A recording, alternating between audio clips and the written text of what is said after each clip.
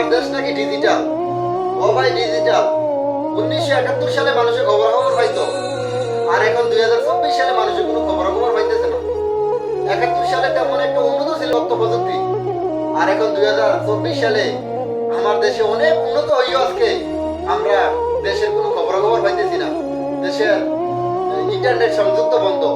আর আমি বলছি প্রবাস থেকে, কারণ আজকে অনেক দিন হয়ে গেছে আমার মা বাবা এবং আত্মীয় স্বজন যারা আছে তাদের সাথে কোনো আমার কথাবার্তা হইতেছে না।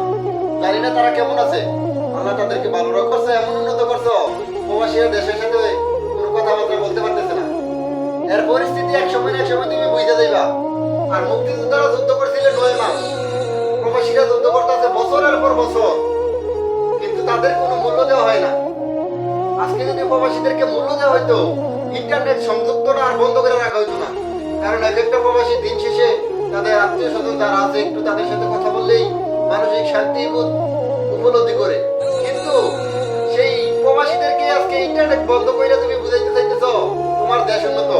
মনে রাখো, প্রবাসীরা উন্নত করে রেমিটেন্স দিয়া, সেই রেমিটেন্স এখন বন্ধ।